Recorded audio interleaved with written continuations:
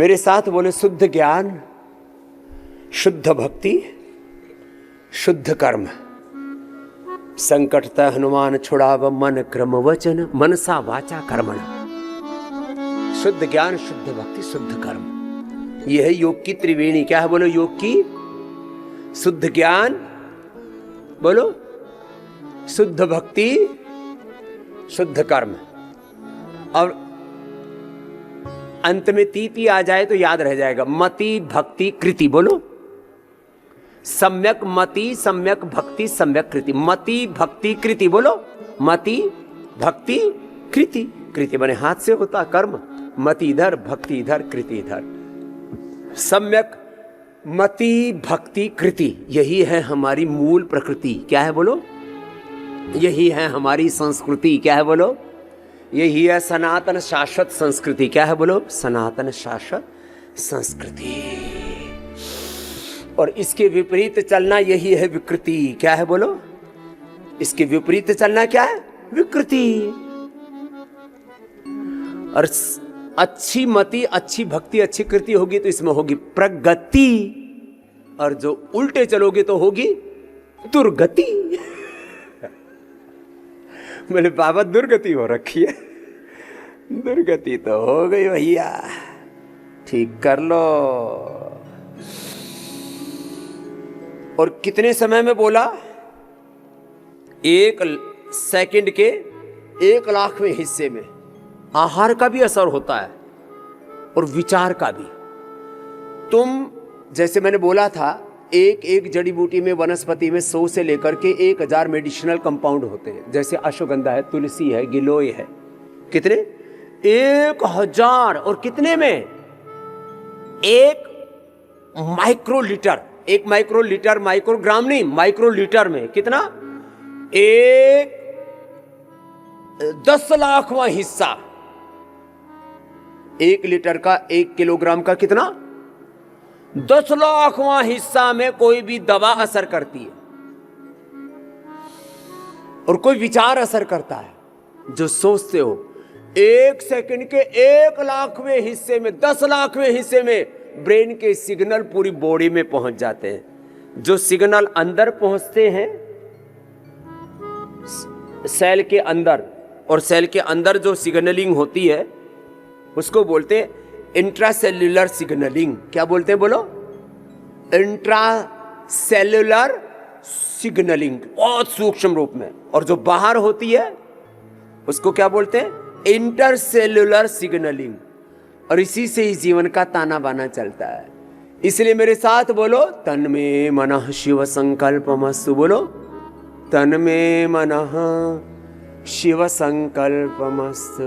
सदा शिव संकल्प रखो अपने लिए, अपने परिवार के लिए, माता पिता के लिए, पत्नी के लिए, पति के लिए, अपने बच्चों के लिए, अपने गुरु के लिए, अपने भगवान के लिए, अपने देश के लिए, अपने धर्म के लिए, अपने संस्कृति के लिए। क्या रखो बोलो? तन में मनः शिव संकल्पमस्तु। हम तो छोटे बच्चे थे तभी से याद कर लिया था। यज्जाग्रतो दूर मुदयिते दैवम तज सुप्तस्य तथैवैति दूरंगमम ज्योतिषाम ज्योतिरेकम तन्मे मनः शिव संकल्पमस्तु। यस्मिन् ऋचा सामयजोंसि यस्मिन् प्रतिष्ठिता रथना भाविवाराः यस्मिन् चित्तम सर्वमोतम प्रजानाम तन्मे मनः शिव संकल्पमस्तु। शिव संकल्प रखो मेरे भाई बहन। मैं एक बार खाता हूं, कितनी बार? और कभी कभी तो वो भी छूट जाता है, फिर उपवास कर लेते हैं। जैसे अंग्रेज बता रहा था ना, हो शिविर करते करते भारत वैसे ही बच जाते हैं। क्यों शरीर के ऊपर अत्याचार करते हो? जो 3-3, 4-4 बार खाते, 1 भुक्तम सदा आरोग्यम, 2 भुक्तम बलवर्धनम, 3 भुक्तम सदा रोगम, 4 भुक्तम तू मारकम। मरोगे 4-4 बार खाओगे तो, 3-3 बार खाओगे तो सुबह नाश्ता बंद।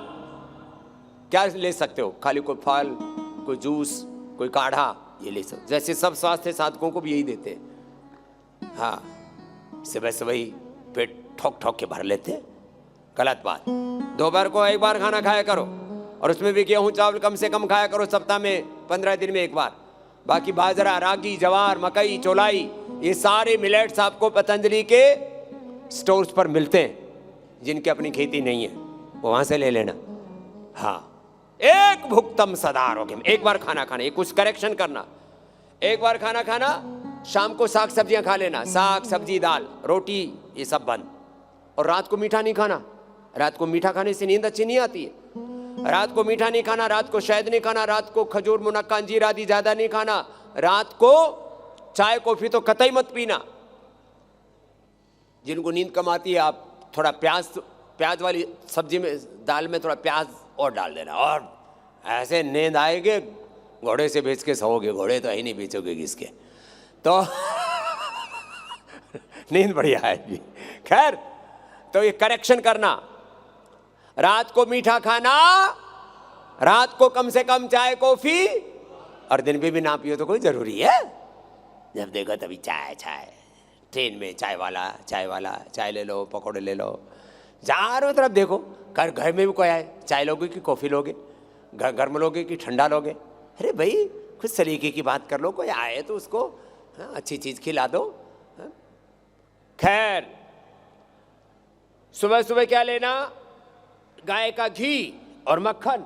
देखो ये तो ठंडा मक्खन अभी नहीं खाना, मक्खन भी गर्म करके पियो। हाँ, सुबह सुबह, नहीं तो अपना ये है गाय का घी, इसको गर्म करके पियो। नारियल का तेल, इसको गर्म करके पियो। मैंने चौड़ी बोतल में भी बोला था, शायद तैयार हो गया होगा। ये बादाम रोगन, ये पियो। चलो बादाम रोगन ही पी लेते हैं। ऐसे देखो, ऐसे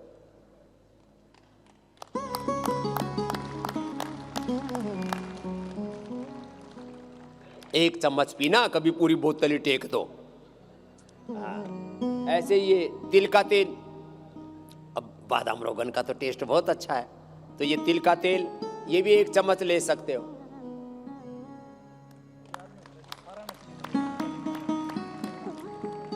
तिल का तेल बाजार में नकली मिलता है, ये तो सच में बादाम जैसा ही टेस्ट आ रहा है, इसका भी उससे मिलता जुलता सा ही। तिल का तेल, हड्डी चिकनी रहेंगी, 8 गोड्डे घिस रहे थारे। हाँ, शरीर में चिकनाई नहीं है, शरीर में ताकत नहीं है, ओज तेज नहीं है, इससे चेहरे पर ग्लो आएगा। कुछ बोलते हैं बाबा जी कौन सी क्रीम पाउडर लगाते हो? मैंने कहा सुबह सुबह उठ करके गाय का घी पीता हूँ, तू भी पी लिया कर। गाय का घी नहीं तो तिल का तेल पी ले, नारियल का तेल पी ले, और फिर तेज गर्म पानी। देखो ये इसमें भाप उड़ रही है, इसमें एक चुटकी भर ऐसे नमक डाला ऐसे, और इसको फिर पी लेना ऐसे, बलता बलता है, गरम गरम, फिर मुंह भी साफ हो जाएगा, और जो घी पिया है ना वो हजम हो जाएगा, डाइजेस्ट हो जाएगा। सेंधा नमक भी उपलब्ध करा दिया आपको। तो फिर क्या किया करो? फिर ये किया करो रोज, इसलिए दे रहे हैं जल नेति का लोटा लेके जाना है। पहले वो जो नेति वाला लोटा है ना, वो लगाओ, फिर दूसरी तरफ निकलता ही नहीं, पूरा चक्का जाम है अंदर। तो क्या किया करो? ये देखो, ऐसे नाक में लगाओ, और विदिन 2 सेकेंड एक तरफ लगाया और मुंह खोल के रखा।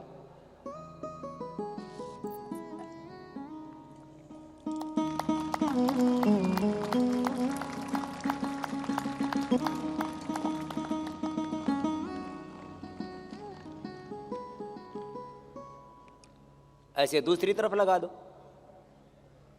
मुंह से सांस लो।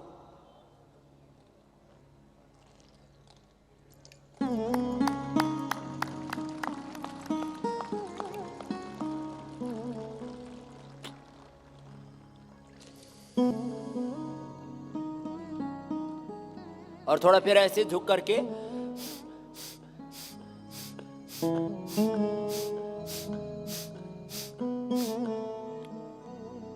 ऐसे ही कर लिया करो। नहीं तो थोड़ी देर शीर्षासन कर लिया करो, सारा पानी नीचे टपक जाएगा। फिर 100 साल तक आंखें टनाटन रहेंगी, आंखों में चश्मा नहीं लगेगा।